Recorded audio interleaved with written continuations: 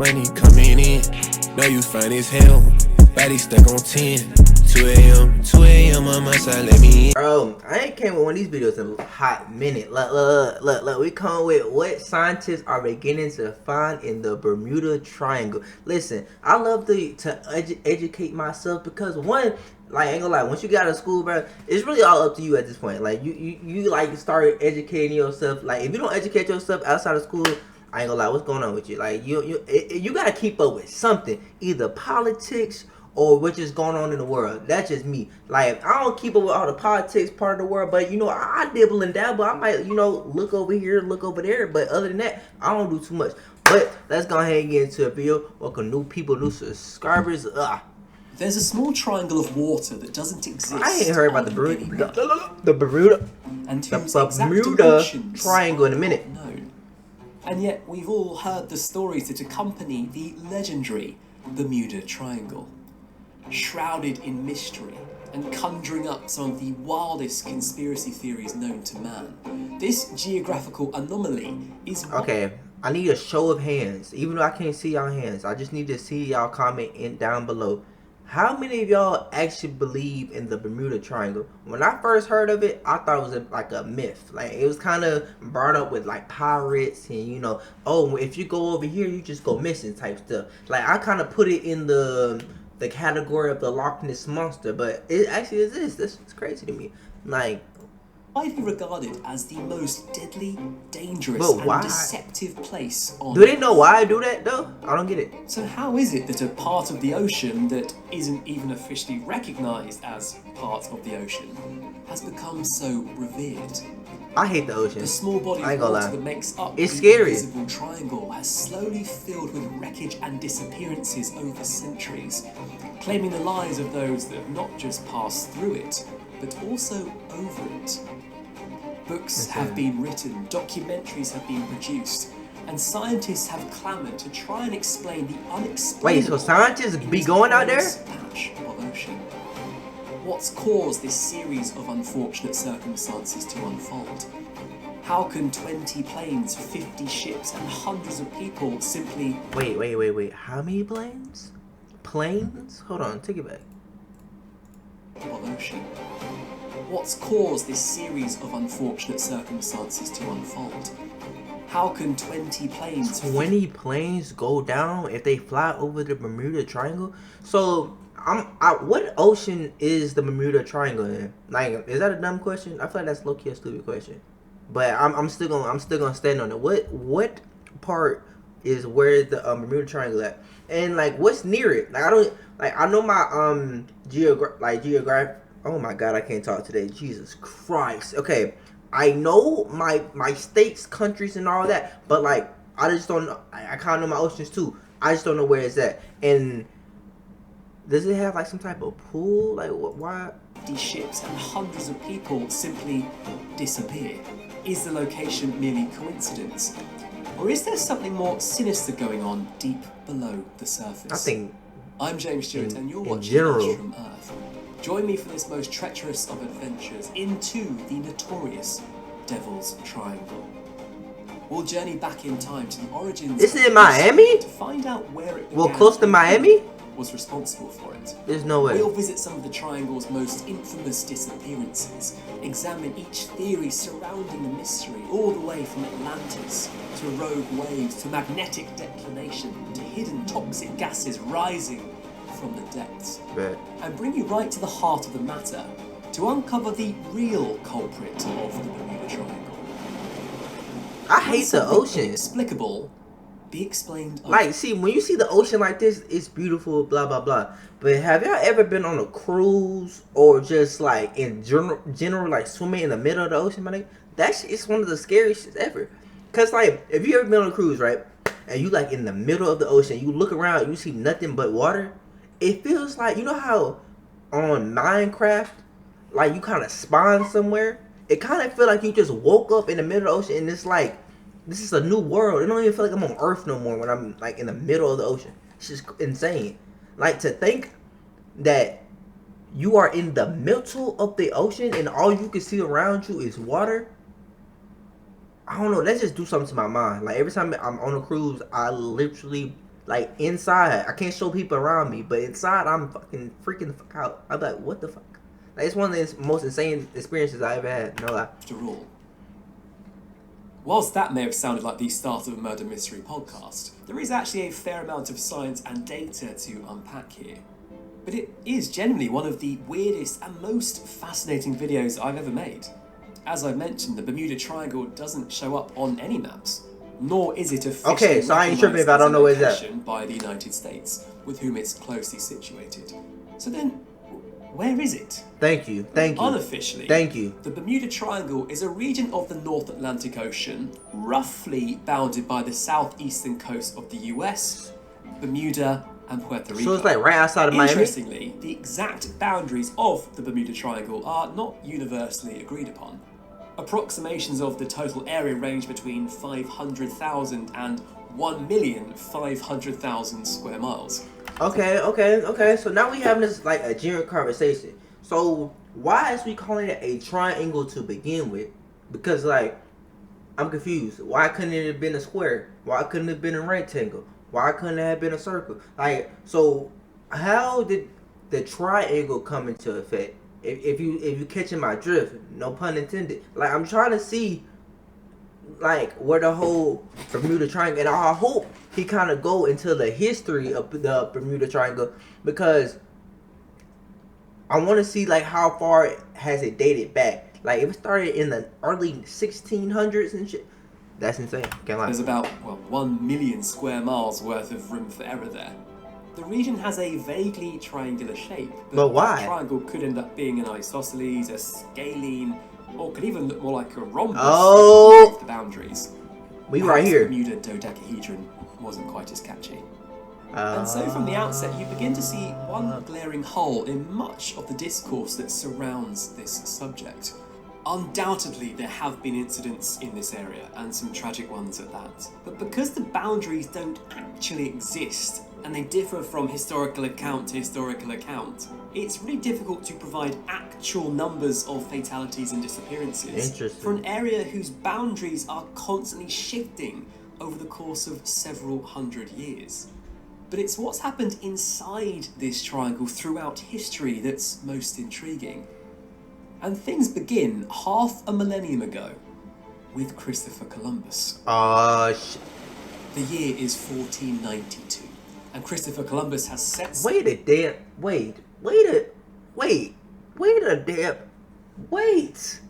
Do I know my history like I thought I did? You mean to tell me Christopher Columbus founded the U.S. in 14 something? Say you swear to God. What the fuck? Oh my God. See, y'all, this is why I watch videos like this, because in my head now I'm like, nothing makes sense. How long have humans been around? 14? God. Wait. Hold on. Was pirates a real thing? Now they got me actually questioning pirates is real. Was pirates real? Because 1492 sounded like there was pirates. What the sail with 3 ships from Spain to find a western route to Asia and the New World. All very exciting. After sailing across the Atlantic Ocean for 10 weeks, land was sighted finally, and he set foot on a small island in the Bahamas, which he named San Salvador. To get there, he would have been the first person to have sailed through the Sargasso Sea, and therefore the Bermuda Triangle, or at least the first person. So that's the first place Christopher Columbus landed? About it. What? You might say this is where the mysteries began, because tell everyone about it, eventually he did. Extracts from his log, which were compiled shortly after his death, have since been translated. The first indication that something might be wrong was in September 1492. Columbus's log reading suggested something was affecting his compass. On this day, at the beginning of night, the compasses northwested, and in the morning, they northeasted somewhat. Several days later, he reported the sea rising to great heights, and most curiously, described seeing a light on the horizon, which he likened to that of a candle. so small a body that he could not affirm it to be land. A What? small wax candle that rose and lifted up, which for a few seconds seemed to be an indication of land. Okay. Imagine hearing about those incidents 500 years ago. I mean, America hadn't even been discovered yet.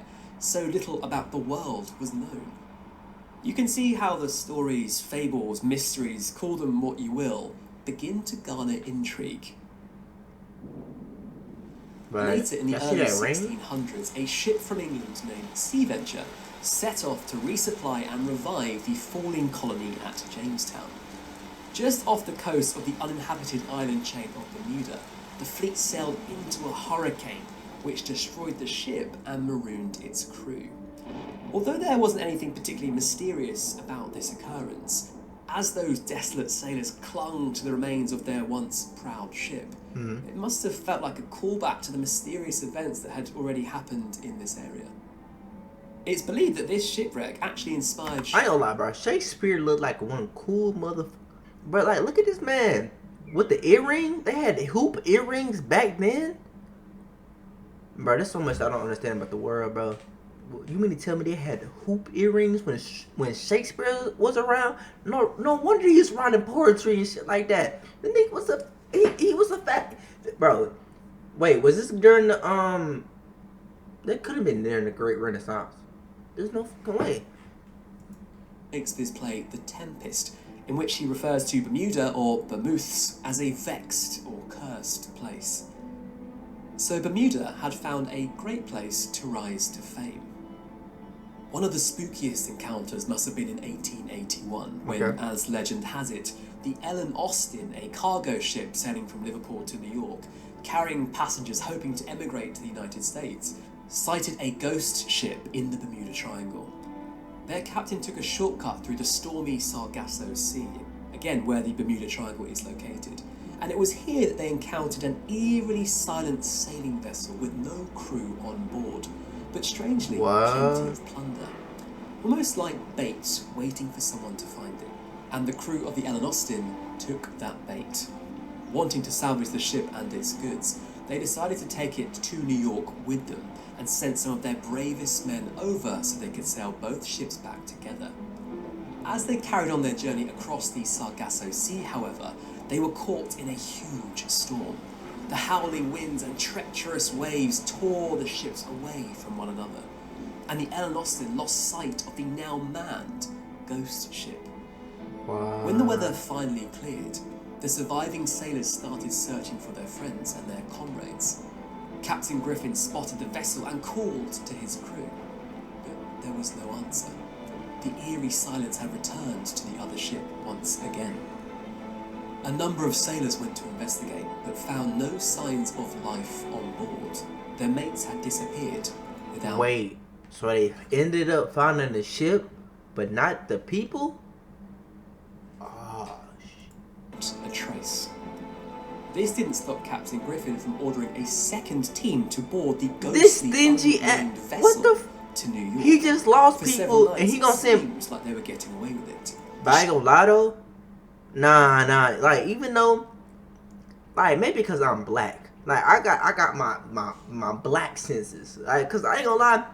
Like, even back then, if I would send people somewhere and everybody disappear and the ship is still there, ain't no time, ain't no shoe, ain't no glasses, ain't no wig. Cause you know, I think back then they was wearing wigs. The men was wearing wigs. So back then, man, they ain't leave a wig behind.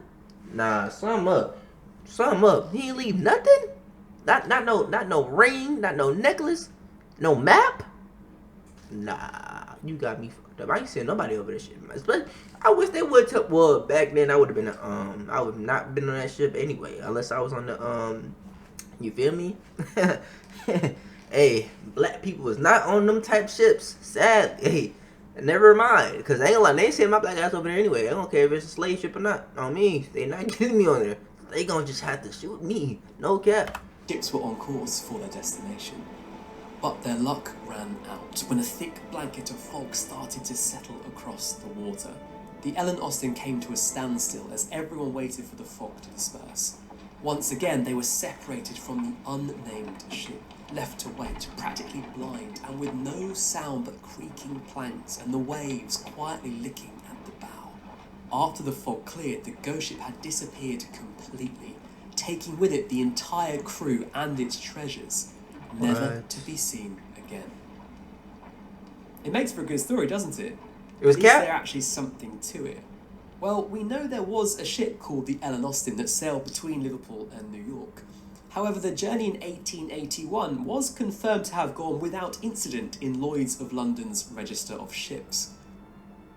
Still, historical accounts keep mentioning mysterious happenings in this region even up to our modern age, well into the 20th century. What? It gained serious attention after an especially infamous tragedy occurred in March 1918. The USS Cyclops, a 542-foot-long Navy cargo ship with over 300 men and 10,000 tons of manganese ore, which was used in steelmaking, left Rio de Janeiro bound for Baltimore.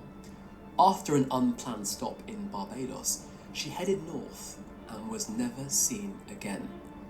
The ship's disappearance was the largest loss of life in US naval history that wasn't directly related to combat.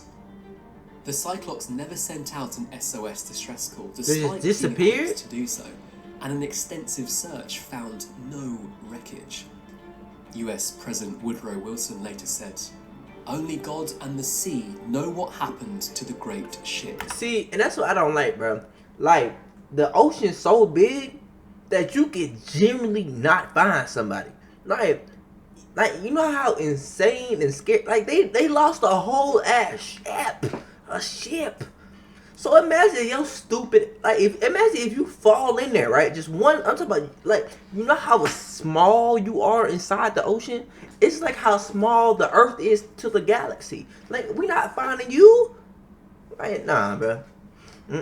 That's why when I'm on a cruise, bro, I be just like this, just like hands out. Like if I get any closer,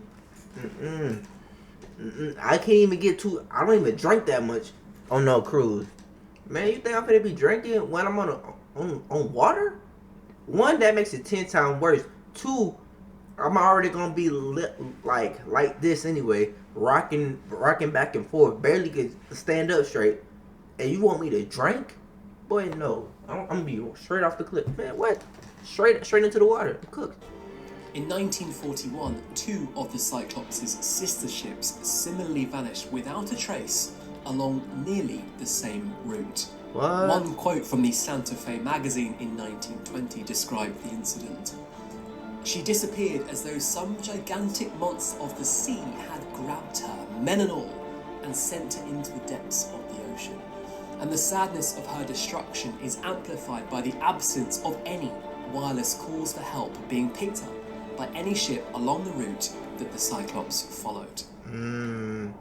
Sadly, one military tragedy followed another in the same part of the world years later, doing nothing to dispel the growing theories that something strange was afoot, or rather afloat.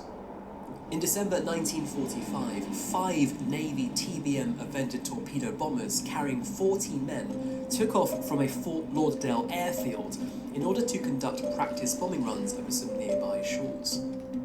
But with his compass apparently malfunctioning, the leader of the mission, known as Flight 19, got severely lost, radioing to the control tower, "We cannot be sure where we are." What? 20 minutes later, after turning over command to a new flight leader for reasons unknown, the final words of Flight 19 were spoken.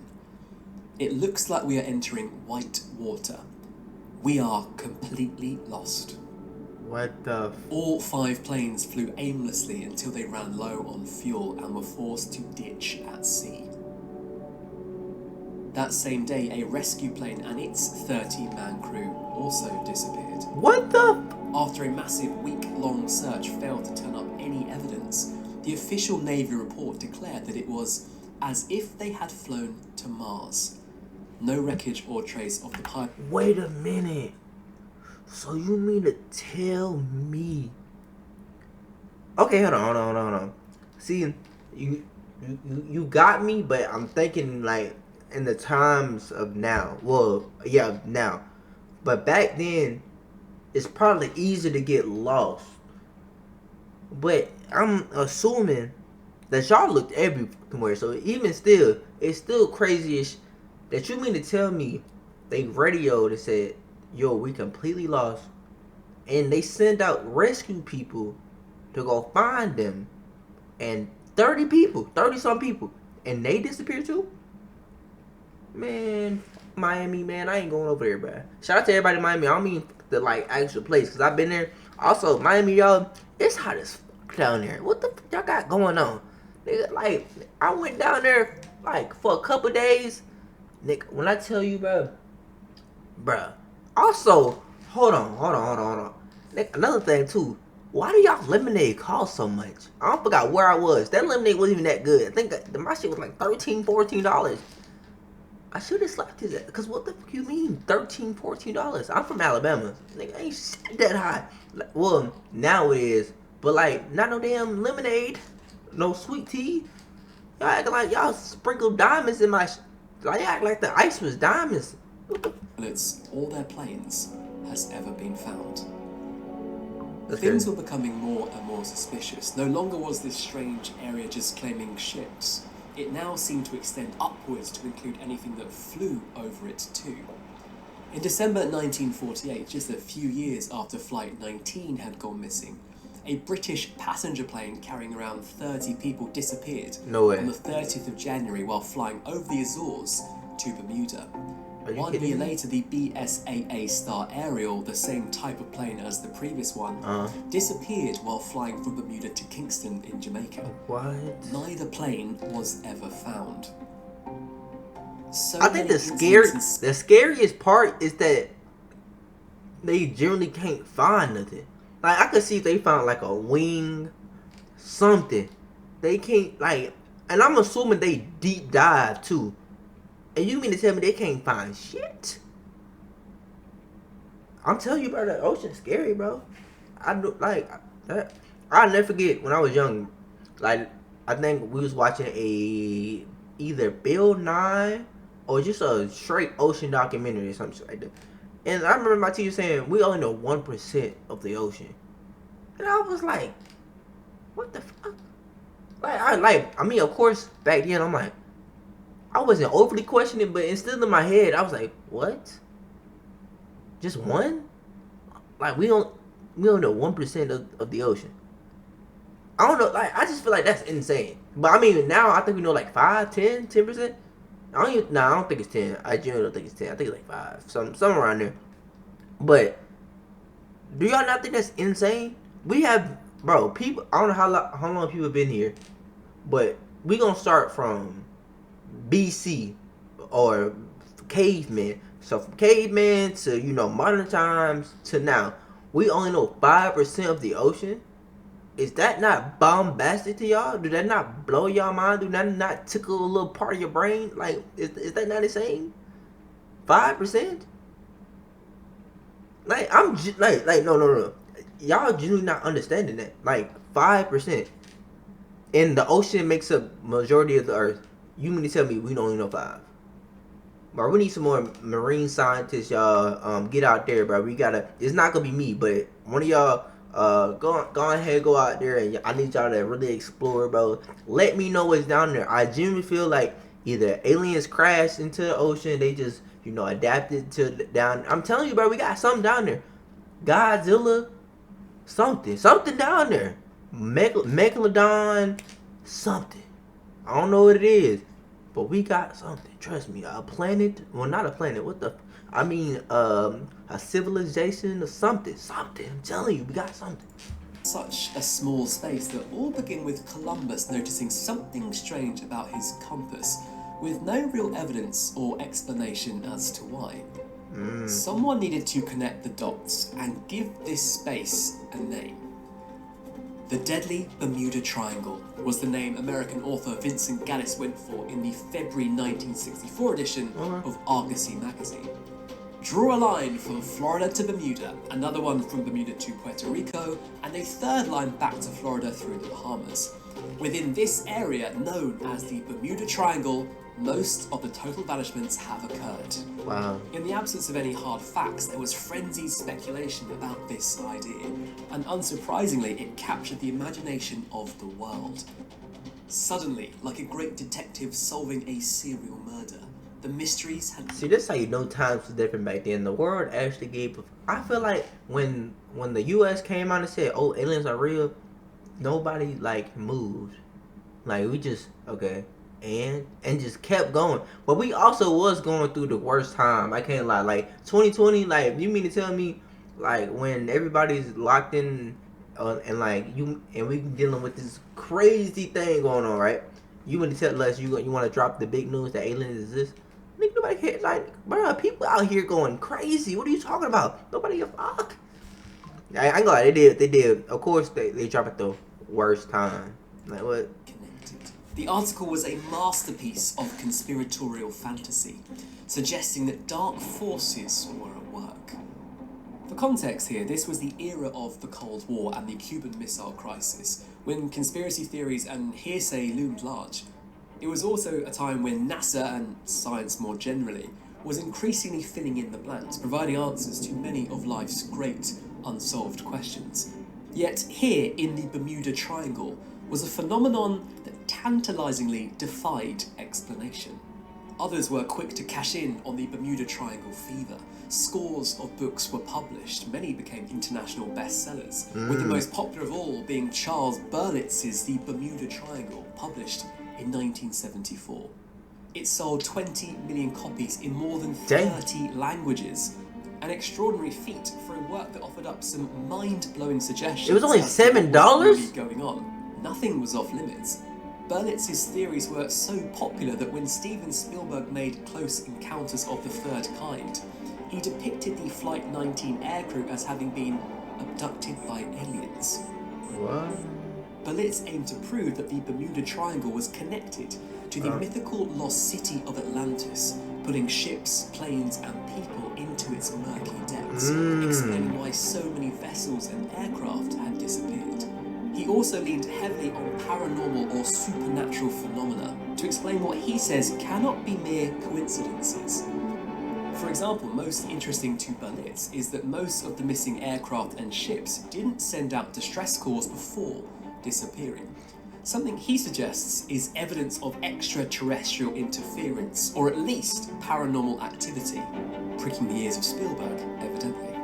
But he doesn't stop there. Oh no, he suggests... Look at this, y'all. Look at this.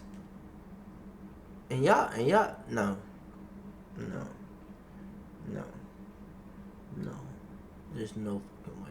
There's no way. See, I feel like there's certain skills you gotta know, though, like in life. Like, they not really clutch until they clutch. You feel me? Like, swimming is definitely one of them things. Like, it's not, like, you're not gonna have to go in your daily life. Oh, I didn't know, like, you need to know how to swim. Because it's not like you be like in, like, Avatar, the way of the water, just, you know, swimming around everywhere. It's like, but, you know, if you go to the lake or some ocean, then you might need to know how to swim if you want. You know, if you genuinely want to have fun, quote unquote. My black ass, I'm finna be able to grill him. I ain't gonna lie. I don't need to be in the water. Fuck the water. I mean, I love water. Amen. Jesus Christ, thank you for water. But listen, nigga, fuck the water. Cause I'm not trying to end up like everybody else. And like that be going like disappearing in the water at the lakes. I'm sorry. If you invite me to the lake, I got invited to the lake plenty of times. You're not seeing me, buddy. And if you do, it's on the ground. I'm not in the lake. I promise to God, I'm not in. And unless we're on a boat. If we're on a boat, it gotta be a big ass boat too. Cause if it's a small little baby boat, actually, I got on a kayak this year. Actually, I think it was a kayak canoe was one of them. Got on one of them. The shit was fire. I can't lie.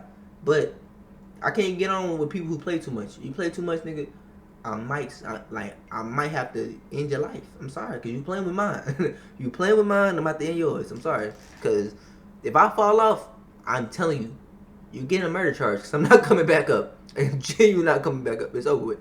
Like, I might actually try to seek myself on purpose, just so you get to go to jail for the rest of your life. No cap. The triangle may be a portal under the sea, transcending time and space to another dimension, or some other unearthly place. What the? Similarly, he says, this might be the spot on Earth reserved for aliens to abduct humans. I was with you, but then you losing me. The wilder, the better. Even if critics, and us, hold serious doubts about his methodology. We know so much these days. Even in the 70s, gaps in knowledge were being filled in. Okay. So to cling on to something that we might not have all the answers to is intoxicating. And it's why the mystery of the Bermuda Triangle has stood the test of time. It's exhilarating to think that despite all these great scientific minds and database analytics in the world today, something somehow slipped under the net.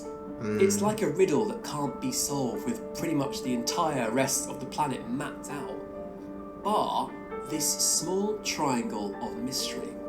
Although we haven't heard much about it recently, have we? But the truth is, we do have the answers. We can finally explain what's going on. What's been going? The Bermuda Triangle. Talk to me. It's a really strong answer too. Not one of those, could be this or maybe that. We're an Earth Science channel first and foremost. And as much as I'd love to make a video on Atlantis, ghost ships and alien abductions, maybe one day, there are some more plausible science-based theories that exist about the Bermuda Triangle and its disappearances. One of the things that comes up time after time is navigational issues. We touched on a couple with I peeped that. I peeped that. Flight 19 essentially being unable to identify where they were during their training run. In almost every account of the mystery surrounding the Bermuda Triangle, you'll see reference to the fact that it's one of only 2 places on Earth, the other being the Devil's Sea just off the coast of Japan, where a compass points to true north rather than magnetic north. Could this cause compasses to malfunction so that ships and planes get terribly off course? A quick compass refresh if, like me, you've forgotten how to use one because your phone does it for you. A compass works because its magnetic needle is attracted by the magnetism of Earth, which draws it to point to the constantly shifting magnetic North Pole. The geographic North Pole, on the other hand, is static and is located 1,200 miles north of the magnetic pole. The variation between these two readings is known as magnetic declination or compass variation, which can change as you move across the globe. There's another piece of terminology that's relevant here as well, the agonic line. It's an imaginary line where true north and magnetic north are in perfect alignment. There is no magnetic declination.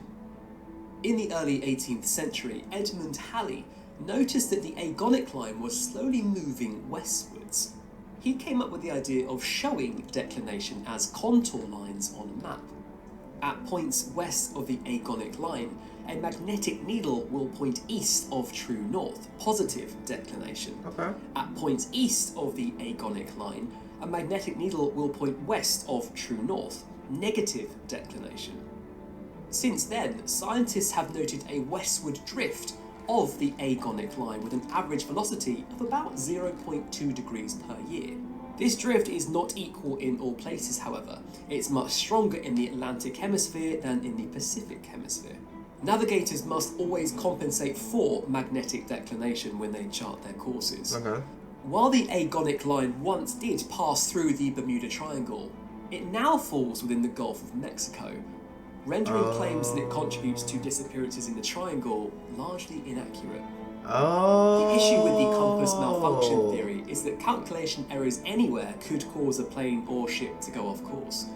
It also assumes that experienced pilots and captains passing through the area were unaware of magnetic declination, which is unlikely.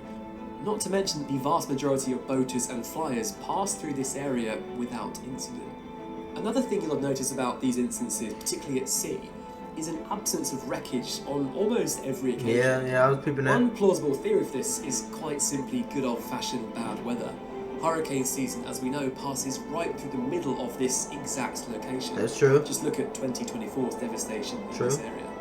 Some theorists cite rogue waves as being a reason so many ships haven't reached their destinations. Huge, abnormally large waves that can reach up to 100 feet in height. Rogue waves are certainly real and account for roughly 1 in every 10,000 waves. The first recorded by an instrument was on the 1st of January in 1995 in the North Sea. This particular wave, known as the Dropner wave, was 84 feet tall. 84. Let's not forget about the role of the Gulf Stream here too, a theory supported by NOAA, the National Oceanic and Atmospheric Administration, which says environmental considerations can explain away some of the Bermuda Triangle disappearances. The Gulf Stream travels along the western edge of the triangle and is extremely swift and very turbulent. Okay. It can pose extreme navigational challenges, especially for inexperienced sailors. The Gulf Stream has been reported to move faster than 4 or 5 knots per hour in some areas. That's 300 times faster than the Amazon River. This is more than enough to throw sailors hundreds of miles off course if they don't compensate correctly for the current. Okay. It can also quickly raise any evidence of disaster.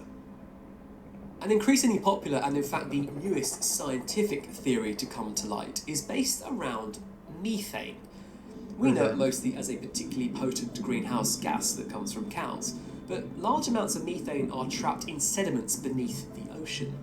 In 2016, researchers at the Arctic University of Norway discovered craters off the coast of the country that were up to half a mile wide and 150 meters deep. They suggest the craters appear to have been caused by the explosive release of methane that was trapped in the sediment below, exploding upwards as giant burps of death. Despite their research making it very clear that they were not claiming any links to the triangle, other academics, including Russian scientist Igor Yeltsov, took it upon themselves to make the connection anyway. And of course, many media outlets in particular have lapped up the theory. The Astro-Earth view, it's certainly possible, but highly, highly unlikely to be the culprit. Yeah, I'm gonna say, with methane gas, it just happened to go off while they and the passing? Caribbean's stormy weather systems, it becomes apparent that this region can be treacherous for both planes and boats. These are plausible scientific explanations that demystify the Bermuda Triangle. The truth is though, putting said obvious environmental conditions aside, simply mentioning scientific terms like geomagnetism or methane blowouts doesn't equate to presenting irrefutable evidence. These are hypotheses or speculations, they're not definitive conclusions. So where's the real evidence? At the end of it all, a diary that was translated from 1492, a magazine article from the 1940s, and even a best-selling book from the 70s, well, they all tell one story. But when you examine the actual available aviation and marine casualty data over the last few decades, and you compare this to other regions across the globe, the data reveals a very different story. In fact, it's precisely the lack of a story that points us to the truth. There is nothing out of the ordinary going on in the Bermuda Triangle. It doesn't even make the top 10 most dangerous ocean regions in the world. Wow. Utilising the marine casualty and pollution data for researchers' dataset, which covers 150,000 plus records from 1982 to 2015, you're left with around 9,000 incidents for analysis. Damn. Of these, 361 were located within the Bermuda Triangle, just 4%. Wow. This reveals that the causes of casualties in the Bermuda So it's Triangle not even that big of a closely mirror deal. the worldwide pattern, with a somewhat lower occurrence of capsizing events, likely due to the proximity to major trading ports where conditions are generally calmer. Interestingly, no incidents classified as disappearance were reported within the Bermuda Triangle between 1982 and 2015. Oh, YouTuber Johnny Harris obtained shipping data from 2021 via Lloyd's List, a global shipping publication, which took this a step further. Their data showed that in that entire year, 1.8% of all vessels everywhere in the world have some sort of casualty during their voyage, which included mysterious disappearances. Of the 8,634 boats that passed through the Bermuda Triangle, there were only 2 such casualties. 0. and that's what I was thinking too. I'm like, boats probably come through there all the time. So like 20 planes, that's not insane. Cause you know how it's probably like hundreds of thousands of planes, millions of planes like come constantly going through there. So 0.2%. that was kind of in the back of my mind too. According to the Lloyd's List dataset, the danger of disappearing in the Bermuda Triangle is actually 90 times lower than the global average. Wow. Whilst not committing to quite as low a number as Johnny's video does, Lloyd's of London and the US Coast Guard back this up, stating the number of ships that go missing in the Bermuda Triangle to be the same as anywhere else in the world on a percentage basis. Over the past decade, Numbers don't shipping lie. losses have actually decreased by 70%, and regions around the Bermuda Triangle don't get a look in when there are incidents. For the past decade, the South China, Indochina, Indonesia and Philippines regions have been by far the worst affected, and the East Mediterranean and Black Sea regions were the second top loss locations. But what about the planes flying over it? Turning our attention to aviation incidents, we can explore the Aviation Accident Database provided by the National Transportation Safety Board. This covers all investigated accidents from 1962 to the present, including both commercial and military flights. Here we find a very similar story, or lack thereof. While notorious incidents like the Flight 19 bomber's disappearance and various passenger aircraft mysteries have fueled Bermuda Triangle legends, a closer examination of the data revealed that most incidents occurred during landing and takeoff, primarily in the Bahamas. Only a few incidents during flights resulted in fatalities, and the only documented commercial flight accident was attributed to poor weather-related decisions by the pilot. Since 1965, there's only been one aviation incident over Bermuda. JetBlue flight number N913JB experienced severe turbulence, resulting in one injury. In the case of the infamous Flight 19, the transcripts show Lieutenant Taylor, the lead pilot, thought his compass had malfunctioned and that he was above the Florida Keys, a string of islands stretching to the southwest of the US mainland, when in fact later analysis by ground staff would show he was to the southeast near an island in the Bahamas. Instead of turning back west toward Florida, he kept flying east deeper into the Atlantic Ocean. In other words, he'd gotten lost. Wow. This is something that, according to Australian scientist Karl Krasniqi, has happened on previous occasions with the same pilot.